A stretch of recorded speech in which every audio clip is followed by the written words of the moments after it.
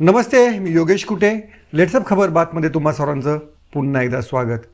देशावर 50 वर्षाहून अधिक काळ राज्य करणाऱ्या आणि महाराष्ट्रावर जवळपास 60 वर्षे राज्य करणाऱ्या काँग्रेस पक्षातलं महाराष्ट्रासाठीचं जे काही अपघाती वळण जे लागलेलं आहे विधानसभा निवडणुकीपासून, ते अपघाती वळण थांबण्याचं काही नामोनिशाण नाही. तुम्ही म्हणाल नक्की काय झालेलं आहे, की काँग्रेसला कसला अपघात झालेला आहे? तर अपघात जो झाला तो 23 नोव्हेंबर 2024लाच झालेला आहे. म्हणजे विधानसभा निवडणुकीमध्ये काँग्रेसचा दारुण पराभव झाला आणि त्यानंतर पक्षाला महाराष्ट्र प्रदेश काँग्रेस समितीचा प्रदेशाध्यक्ष कोण नेमायचा, नाना पटोले यांचा पुढचा राजकीय वारसदार कोण, याचा निर्णय घेता येत नाही. बरं, याचा निर्णय घेता येत नाही याचा अर्थ या पदासाठी फार मंडळी इच्छुक आहेत का? असंही नाही आहे. तर ज्या पक्षाकडे मुख्यमंत्रीपद होतं, राज्यात दिल्लीपासून अक्षरशः गल्लीपर्यंत सत्ता होती, सहकारी साखर कारखाने होते, राज्यामध्ये प्रचंड असं कार्यकर्त्यांचं बळ होतं, त्या काँग्रेसला प्रदेशाध्यक्षपद हवं आहे आणि त्याचा शोध अजून काही संपत नाही आहे. म्हणजे ज्या ज्या नेत्यांकडे विचारणा पक्षाच्या नेतृत्वाने केली त्यांच्याकडं नकार घंटा आल्याचा प्रकार पहिल्यांदाच मला वाटतं सोनिया गांधी आणि राहुल गांधी यांना सहन करावा लागला असेल. कारण जो कोणी प्रदेशाध्यक्ष होतो तो मुख्यमंत्रीपदाचा चेहरा असतो, कधीकधी मुख्यमंत्री देखील बनतो. पण या पक्षाची अवस्था इतकी दुबळी आणि दयनीय झाली आहे की या पक्षाचं प्रदेशाध्यक्षपद नको रे बाबा, अशी म्हणण्याची वेळ आलेली आहे. तुम्ही म्हणाल कोणाकोणाला याबाबत विचारणा झाली होती? तर अनेकांना असं वाटत होतं की सतेज पाटील यांच्यासारखा चेहरा, नवीन चेहरा महाराष्ट्रामध्ये हवा आहे. पश्चिम महाराष्ट्रामध्ये काँग्रेसची ताकद होती, सतेज पाटील लढाऊ नेते आहेत, त्यांच्या गळ्यामध्ये माळ घालू. पण सतेज पाटील यांनी देखील नकार दिला. अगदी विजय वडेट्टीवार यांना देखील विचारण्यात आलं, पण ते सुद्धा अजून निर्णय घेण्याच्या मनस्थितीमध्ये नाही आहेत. विश्वजित कदमांना विचारण्यात आलं, ते देखील म्हणाले की मला सांगली जिल्हा माझ्यासाठी महत्त्वाचा आहे, सांगलीमध्ये मला पक्ष वाढवायचा आहे, त्यामुळं आत्ताच प्रदेशाध्यक्षपदाची जबाबदारी नको. त्यामुळं असं पहिल्यांदा घडत आहे की नकाराच्या ऐवजी मग द्यायचं तरी कोणाला? मग माजी मुख्यमंत्री पृथ्वीराज चव्हाण यांच्या देखील नावाची चर्चा आहे. पृथ्वीराज चव्हाण यांचं वय आता 80च्या आसपास आहे. ज्या देशाची तरुणांची लोकसंख्या ही 50%हून जास्त आहे, त्या महाराष्ट्रामध्ये, त्या देशामध्ये काँग्रेसला असे ज्येष्ठ नेते शोधावे लागत आहेत. त्यामुळं नक्की काय काँग्रेसमध्ये चाललं आहे, काँग्रेस नेत्यांना प्रदेशाध्यक्षपद का नको आहे, याचा जर आपण एक आढावा घेतला तर धक्कादायक माहिती याच्यापुढे आपल्याला मिळते आहे. सगळ्यात महत्त्वाचं कारण असं आहे की दिल्लीपासून गल्लीपर्यंत आता भाजपची सत्ता असल्यामुळं काँग्रेसच्या नेत्यांची संघर्षाची जी जीन्स आहेत, जी मुळं आहेत, तीच संपलेली आहेत. ॲडजस्टमेंटचं राजकारण इतकं त्यांच्या अंगवळणी पडलेलं आहे की आज ना उद्या रस्त्यावर उतरून आपल्याला संघर्ष करावा लागेल आणि हा संघर्ष आपल्याला झेपणार नाही याची मनोमन खात्री या काँग्रेस नेत्यांना वाटत असावी, त्यामुळेच ते नकार देत असावेत.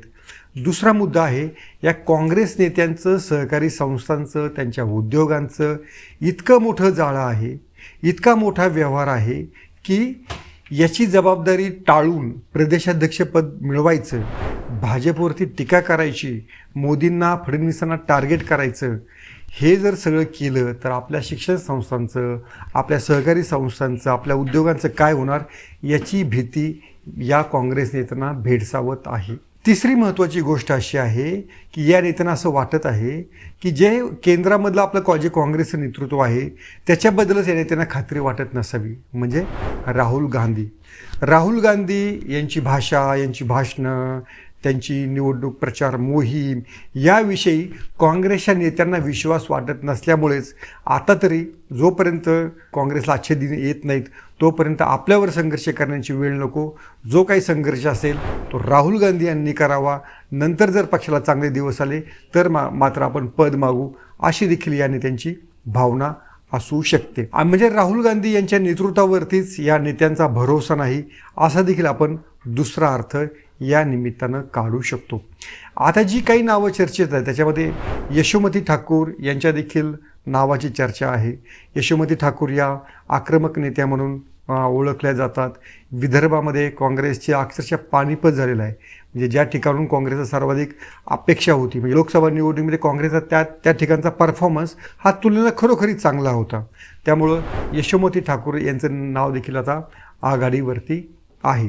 पण त्यांना देतील की नाही याबाबत कोणतीही खात्री नाही आहे. दुसरा असा आहे की नाना पटोले यांनी तर राजीनामा दिलेला आहे, पण कोणी मिळत नाहीत म्हणून नाना पटोले यांच्यावरती देखील ती जबाबदारी पुढे कंटिन्यू राहू शकते. एकतर 3 महिन्यांमध्येच महापालिका, जिल्हा परिषद यांच्या निवडणुका होणार आहेत आणि या निवडणुकांसाठी राज्यभर फिरणारा चेहरा काँग्रेसला हवा आहे. आता आधी ज्या नेत्यांची मी नावं घेतलेली आहेत त्याला प्रत्येकाला आपापला जिल्हा सांभाळायचा आहे. तिथल्या जिल्हा परिषदामध्ये, महापालिकांमध्ये काँग्रेसचं त्यांना स्थान बळकट करायचं आहे. त्यामुळे स्वाभाविकपणे ते नेते त्या कारणामुळे देखील नकोसे म्हटले असेल की आधी आमच्या स्थानिक स्वराज्य संस्थांच्या निवडणुका होऊ द्या, त्या ठिकाणी आमची ताकद आम्हाला वाढू द्या, त्यानंतर आम्ही विचार करू, असं देखील या नेत्यांच्या मनामध्ये आलं असेल. त्यामुळे शेवटचा जो पर्याय आहे नाना पटोले हेच पुन्हा पक्षाचे प्रदेशाध्यक्ष होऊ शकतात. जे काँग्रेस नेते नोव्हेंबरच्या 22 तारखेपर्यंत 22 नोव्हेंबर 2024पर्यंत आपल्या पक्षाचा मुख्यमंत्री कोण होणार यासाठी स्पर्धेत उतरलेले होते आणि आपला करायचा की आणि शिवसेनेचा कसा होऊ द्यायचा नाही, राष्ट्रवादीचा काँग्रेसचा कसा होऊ द्यायचा नाही, अशा सगळ्या रणनीतीमध्ये हे नेते अडकलेले होते. 23 नोव्हेंबरला सगळं चित्र पालटलं आणि काँग्रेसची 10 दिशा धुळदाण उडाली. आता ही धुळदाण रोखणारा क्षमतावान नेता काँग्रेसला लाभू शकेल का?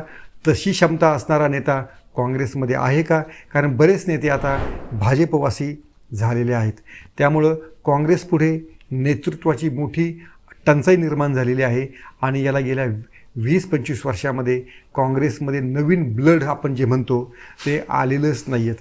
म्हणजे घराणेशाही, वारसदार पद्धत, वरून नेते लादणे आणि काही कुटुंबाभोवतीच ही काँग्रेस मर्यादित झाल्यामुळे मला वाटतं हा सगळा असा दुर्धर प्रसंग या एका बड्या समजल्या जाणाऱ्या पक्षावरती आलेला आहे.